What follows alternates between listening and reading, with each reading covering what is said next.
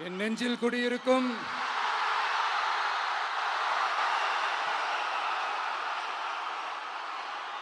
திருநெல்வேலி மக்கள் உங்கள் அனைவருக்கும் என்னுடைய வணக்கம். வணக்கம் வணக்கம் வணக்கம் வணக்கம். எல்லாரும் எப்படி இருக்கீங்க?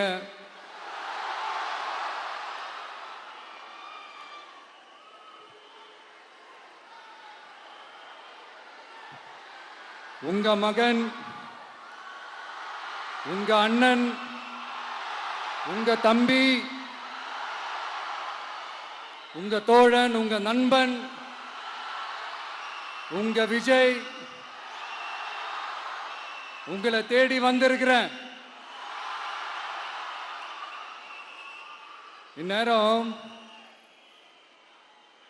திமுக கையில அந்த முழு பவரும் இருந்திருந்தா, இந்நேரம் ஸ்டாலின் சார் கையில் அந்த முழு பவர் இருந்திருந்தா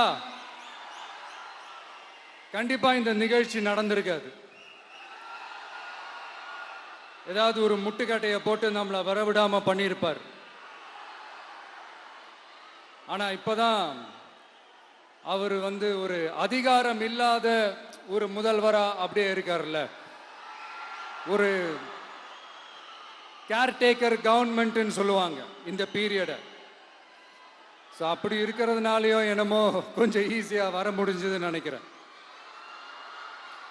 அது மாதிரி இந்த திமுக கவர்மெண்ட் நமக்கு எவ்வளவு பிரச்சனைகள், எவ்வளவு நெருக்கடிகள், எவ்வளவு அவதூறுகள், அவங்களையும் தாண்டி இன்னும் சில பேர் இன்னும் நிறைய அவதூறுகள் எல்லாமே பரப்புனாங்க.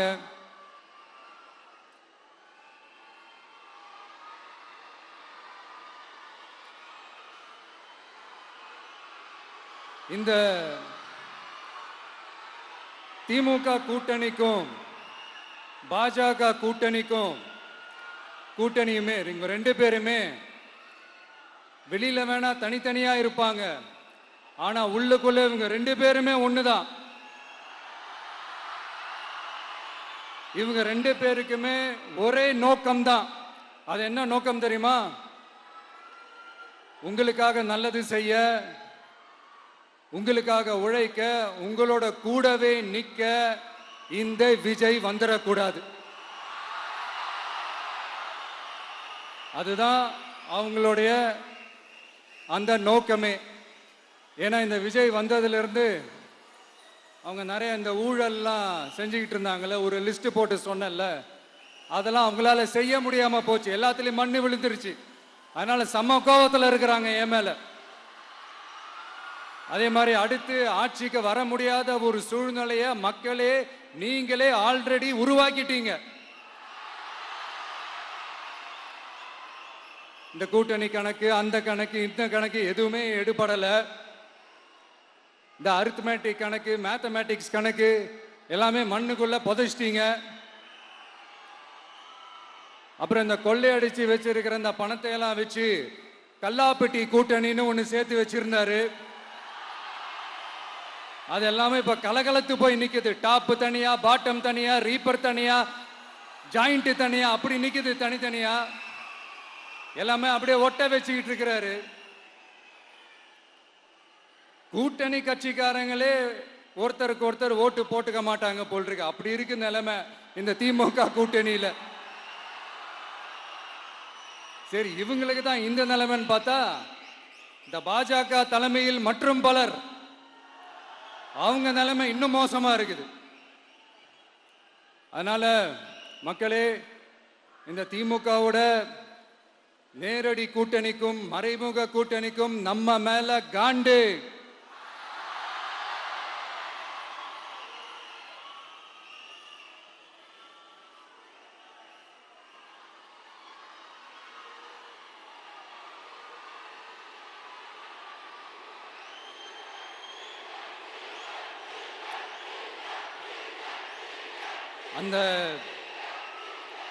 அந்த காண்டுக்கு ஒரு காரணம் என்ன தெரியுமா?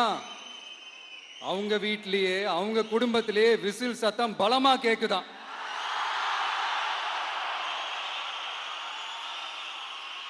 அடுத்த காண்டு அது இந்த சில சில பல கோடிகளை கொடுத்து நம்ம தமிழ்நாட்டு காங்கிரஸை பையில போட்டுக்கிட்டாங்க. யாரு? ஸ்டாலின் சார். ஆனா உண்மையான காங்கிரஸ் யாரு பக்கம் நிக்குது? நம்ம பக்கம் நிக்குது. சிறுபான்மை மக்களோட அந்த திமுக சாயம் வெளுத்து போச்சே.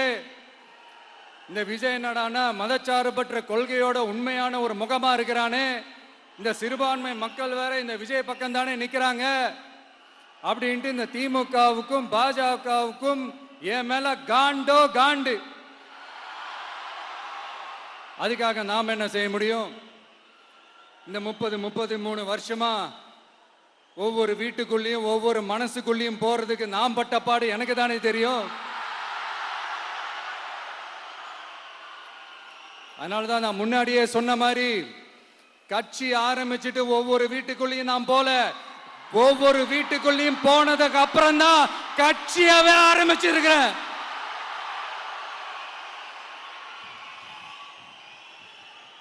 இது இந்த அரசியல் எல்லாத்தையும் தாண்டி இருக்கிற ஒரு உறவு. கட்சி கிட்சி எல்லாத்தையும் தாண்டி இருக்கிற ஒரு உறவு. இது ஒரு பூர்வ ஜென்ம பந்தம். இது சும்மா இந்த அரசியல் ஆதாயம் தேடுறவங்களுக்குலாம் இது என்னன்னே புரியாது. இது மற்றவங்களுக்கு வேணா எலெக்ஷன். ஆனா இந்த விஜய் கூட நிக்கிறவங்களுக்கும் இது ஒரு இமோஷன். நான் சந்தோஷப்பட்டா மக்கள் சந்தோஷப்படுறாங்க, மக்கள் சந்தோஷப்பட்டா நான் சந்தோஷப்படுறேன். எனக்கு ஒண்ணுனா மக்களுக்கும், மக்களுக்கு ஒண்ணுனா எனக்கும் கண்ணு கலங்கும். எவ்வளவு அவதூறுகள்! இந்த கரூர் விஷயத்தை பத்தி ஊருக்கே தெரியும். ஆனா போடு, விஜய் மேல பழிய போடு. என்னடா இவ்வளவு பெரிய ஒரு பழிய தூக்கி விஜய் மேல போட்டாலும் மக்கள் விஜய் கூடவே நிக்கிறாங்க. இது என்னடா அதிசயமா இருக்குது அப்படின்ட்டு அது ட்ரை பண்ணி பார்த்தாங்க. அது மக்கள் கிட்ட எடுபடல. சரி, அடுத்து வேற என்ன பண்ணலாம்? முடக்கு. ஜனநாயகனா முடக்கு. படத்தை முடக்குனா கொஞ்சம் பையன் கொஞ்சம் டிஸ்டர்ப் ஆயிடுவான். அதனால படத்தை முடக்கு. இது யாரு முடக்குனாங்கன்றது உங்களுக்கே தெரியும். அது நான் சொல்ல வேண்டிய அவசியம் உங்களுக்கு இல்லை. ஆனா இவன் படத்தை முடக்கினாலும் அவன் பாட்டுக்கு அதை கண்டுக்காம அவன் பாட்டுக்கு வேலையை பார்த்துட்டு போயிட்டே இருக்கான். அதுவும் எடுபடலை. சரி, அடுத்து வேற என்ன பண்ணலாம்? போடு, SOPன்னு ஒண்ணு போடு. விஜய்க்கு மட்டும் தனியா ரூல்ஸ், தனியா ரெகுலேஷன்ஸ், தனியா கண்டிஷன்ஸ் அவனுக்கு மட்டும் போடு. மற்ற கட்சிகள்லாம் விடு, விஜய்க்கு மட்டும் தனி கண்டிஷன்ஸ் போடு. அவன் வெளியவே வரக்கூடாது, மக்களை சந்திக்கவே கூடாது. என்னாச்சு? அதுவும் எடுபடல. சரி, அடுத்து வேற என்ன பண்ணலாம்?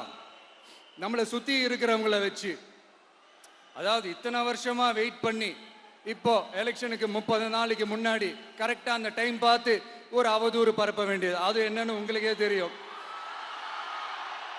அதுவும் மக்கள் கிட்ட எடுபடல.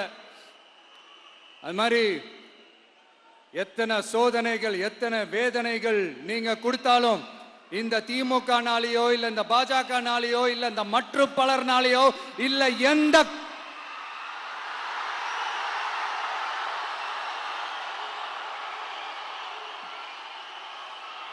வேற யாராலையும் என்ன மக்கள் கிட்ட இருந்து பிரிக்க முடியாதுன்னு சொல்ல வந்தேன். அதைத்தான் சொல்ல வந்தேன்.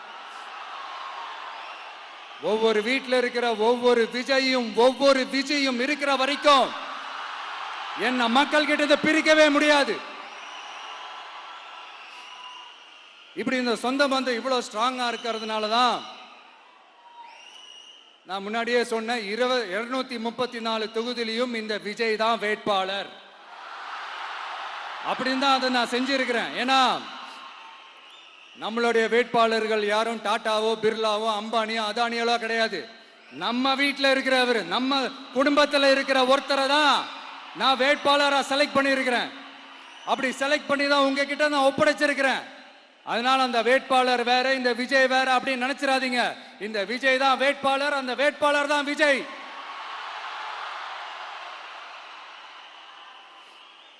இத்தனை வருஷம் யார் யாருக்கோ ஓட்டு போட்டீங்க. ஆனா இந்த வருஷம் உங்க வீட்டில் இருக்கிற ஒருத்தருக்கு, உங்க வீட்டில் இருக்க நம்ம குடும்பத்தில் இருக்கிற ஒருத்தருக்கு நம்ம ஓட்டு போட போறோம்.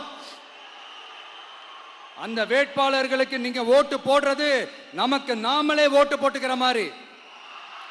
அந்த வேட்பாளர் ஜெயிச்சா நாம ஜெயிச்ச மாதிரி. இப்படிப்பட்ட ஒரு எமோஷனலான ஒரு எலெக்ஷனை தமிழ்நாடு இல்ல, இந்தியாவே பார்த்திருக்காது. இது நீங்க எவ்ரி 5 years வர ஒரு எலெக்ஷன் மாதிரி இதை நினைச்சிடாதீங்க. இது வேற, இது ஒரு அதிசய எலெக்ஷன். 50 வருஷத்துக்கு ஒரு வாட்டி நடக்கிற ஒரு எலெக்ஷன் மாதிரி. அதனால அந்த சான்ஸை மிஸ் பண்ணிடாதீங்க மக்களே. ஒரு காமராஜர் தானா, ஒரு அண்ணா தானா, ஒரு எம்ஜிஆர் தானா நம்ம தமிழ்நாட்டுக்கு? அவங்கள மாதிரி வேற யாருமே வந்துட மாட்டாங்களா அப்படின்னு நீங்க ஏங்கினது எனக்கு தெரியும். அத மனசுல வச்சுக்கிட்டு தான் நம்ம டிவிக்கே வந்திருக்கிறோம். நம்ம டிவிக்கு யார் யார் மாதிரி எல்லாம் உழைக்கும் சொல்லவா? ஐயா முத்துராமலிங்க தேவர் மாதிரி, ஐயா வீரன் சுந்தரலிங்கம் மாதிரி, ஐயா வாவுசி மாதிரி, ஐயா அழகு முத்துக்கோன் மாதிரி, ஐயா கட்டபொம்மன் மாதிரி, ஐயா ஒண்டி வீரன் மாதிரி, ஐயா குரூஸ் பெர்னாண்டஸ் மாதிரி மாதிரி ஒட்டுமொத்த தமிழ்நாட்டு மண்ணுக்கும் உழைக்கும், உழைச்சிக்கிட்டே இருக்கும். இந்த எலெக்ஷன்ல நம்ம டிவிக்கு ஆட்சி அமைஞ்சா அதென்ன அமைஞ்சா அமைக்கிறோம். எப்படி அமைக்கிறோம்? நம்ம டிவிக்கு ஆட்சி அமைஞ்ச உடனே பெண்கள், இளைஞர்கள் எல்லாருமே நல்லா இருப்போம், நல்லா இருப்போம், நல்லா இருப்போம். விவசாயிகள், மீனவர்கள், உழைக்கிற மக்கள் எல்லாருமே நல்லா இருப்போம், நல்லா இருப்போம், நல்லா இருப்போம். இன்னும் பல வருஷத்துக்கு நம்மளுடைய குடும்பங்கள், நம்மளுடைய சந்ததிகள், நம்மளுடைய தலைமுறைகள் எல்லாருமே நல்லா இருப்போம், நல்லா இருப்போம், நல்லா இருப்போம். அதனாலதான் மீண்டும் மீண்டும் சொல்றேன், வேற யாருக்காவது ஓட்டு போட்டு உங்க ஓட்டை வேஸ்ட் பண்ணிடாதீங்க. அதனாலதான் பார்த்து பார்த்து உங்களுக்கான வாக்குறுதிகளை நாம அதை அறிவிச்சிட்டு இருக்கிறோம். சொல்லாதத, செய்ய முடியாததெல்லாம் சொல்லவே மாட்டோம். அதுல ரொம்ப உறுதியா இருக்கிறோம். சொல்லாததை செய்வோம், அது வேற விஷயம். ஆனா செய்யறத மட்டும் தான் சொல்லுவோம். யங்ஸ்டர்ஸ், விவசாயிகள், மீனவ, இந்த மாதிரி பல திட்டங்கள் இருக்கு, எல்லாத்தையுமே நிறைவேற்றுவோம். இந்த விஜய் அதை சாத்தியமாக்கி காட்டுவான். இத நான் ஏன் இவ்வளவு ஸ்ட்ராங்கா சொல்றேன் அப்படின்னா, மக்கள் பணத்திலிருந்து ஒரு பைசா கூட தொட வேண்டிய அவசியமே எனக்கு இல்லை. உங்களுக்கு புரியுதுங்களா? உங்களுக்கு மக்களுக்கு தப்பே நடக்காது, தப்பே நடக்க விட மாட்டேன். இப்ப நான் சொன்னேன்ல, மக்கள் காசுல இருந்து ஒரு பைசா கூட தொட மாட்டேன்னு. அத இப்ப ஆண்டுகிட்டு இருக்கிறவங்க, இதுக்கு முன்னாடி ஆண்டவங்க தில்லா சொல்ல முடியுமா? என்னை எதிர்த்துட்டு இருக்கிறவங்களால தில்லா, கட்ஸா, கெத்தா இத சொல்ல முடியுமா? நீங்க ஒழுங்கா ஆட்சி நடத்திருந்தா பெண்கள் பாதுகாப்பு ஏன் இவ்வளவு மோசமா இருக்குது? இளைஞர்களுக்கு ஏன் வேலை வாய்ப்பு இல்லாம போச்சு?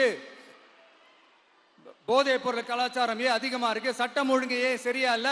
வன்முறை ஏன் தலைவரிச்சு ஆறுது? இதுக்கு உங்களால பதில் சொல்ல முடியுமா ஸ்டாலின் சார்?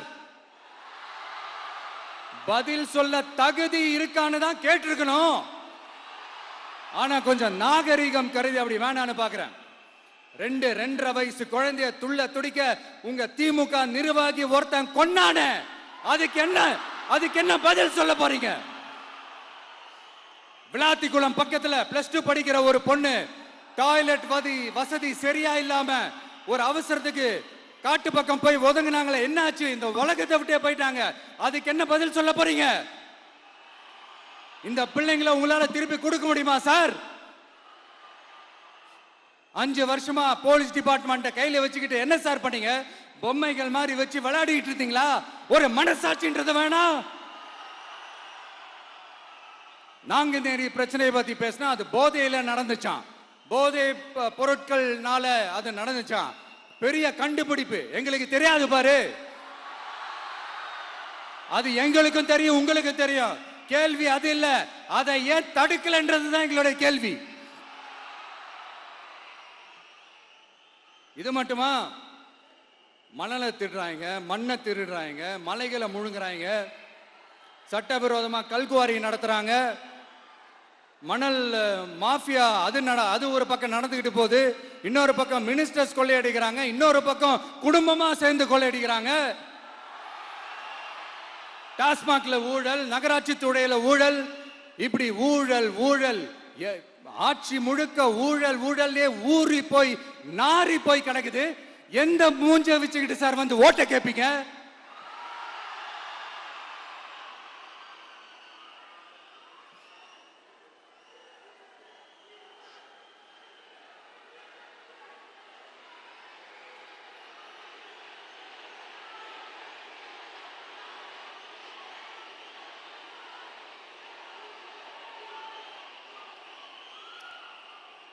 இந்த எலெக்ஷன் சும்மா உங்க பணத்தை எல்லாம் வச்சுக்கிட்டு ஒன்னும் கிழிக்க முடியாது. உங்க பணத்தை எல்லாம் வச்சு மக்கள் எல்லாம் விலைக்கு வாங்கவே முடியாது. இது ஒரு மாற்றத்திற்கான ஒரு எலெக்ஷன். ஒட்டுமொத்த தமிழ்நாட்டு மக்களும் அந்த மாற்றத்தை கொண்டு வர போற அந்த எலெக்ஷன். இது உங்களாலேயோ இல்ல அந்த மற்றும் பலர்னாலேயோ ஒன்னும் தடுக்க முடியாது. அதனால மக்களே, ஏப்ரல் 23ஆம் தேதி காலையில சும்மா பக்காவா ரெடி ஆயிட்டு வீட்டில் இருக்கிற சாமியெல்லாம் கும்பிட்டுட்டு உங்க ஓட்டர் ஐடி கார்டு கையில் எடுத்துக்கிட்டு முதல்ல பூத்துல போய் நின்று அந்த விசில் சின்னத்துக்கு, இது ஒரு தலைமுறைக்கான ஒரு தேர்தல், உங்களுக்கான தேர்தல். எப்பேற்பட்ட வசதியான வாழ்க்கையா இருந்தாலும் எல்லாத்தையும் தூக்கி எறிஞ்சிட்டு உங்களுக்காக மட்டுமே வந்திருக்கிறேன். உங்களுக்காக நன்றி கடன் செலுத்துறதுக்காக மட்டுமே வந்திருக்கிறேன். அத்தனை வழிகளையும் தாங்கிக்கிட்டு உங்களுக்காக மட்டுமே வந்திருக்கிறேன். ஒரு நாளும் பொய் சொல்லி உங்களை நான் ஏமாத்தவே மாட்டேன். இந்த 4 முனை போட்டி, 40 முனை போட்டி, எத்தனை முனை போட்டின்னு எத்தனை உருட்டினாலும் இங்க 2 முனை போட்டி மட்டும்தான். ஒண்ணு, இன்னொன்னு எஸ், ஒன்னு டிவிகே, இன்னொன்னு டிஎம்கே. மக்கள் விரோத ஆட்சி நடத்துற ஸ்டாலின் சார் வேணுமா? மக்களை நேசிக்கிற உங்க விஜய் வேணுமா? அவ்வளவுதான் இந்த எலெக்ஷன். அதனால உங்க மகனுக்கு, உங்க அண்ணனுக்கு, உங்க தம்பிக்கு, உங்க பிள்ளைக்கு